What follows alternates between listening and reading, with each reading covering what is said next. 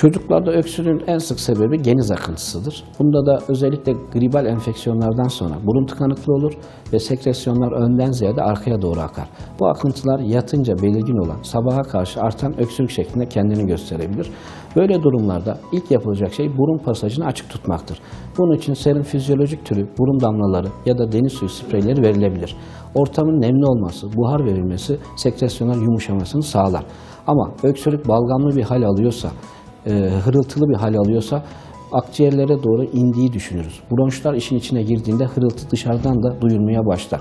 Böyle bir durumda hekimin görmesini öneririz. Öksürük şurupları çok her zaman tercih etmediğimiz ilaçlardır. Çünkü öksürük bir reflekstir.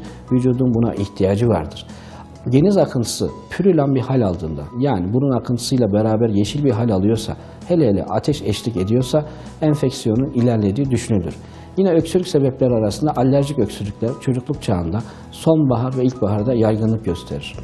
Sonbaharda gribal enfeksiyonların azması, okul çağındaki çocukların birbirlerine enfeksiyonları bulaştırması, ilkbaharda da polenlerden kaynaklanan alerjiler daha sık karşılaşılır. Böyle çocuklarda burun tıkanıklığı çok fazla olur, yatınca sabaha karşı artan gıcık öksürükleri şeklinde kendini alır. Yine bazı enfeksiyonlarımızda boğmacada olduğu gibi havlar tarzı öksürükler olabilir. Yine larenjit, bronşolit gibi durumlarda ses kısıklığı, hırıltılı öksürükler karşımıza çıkabilir. Böyle durumlarda bir hekimin görmesi önerilir.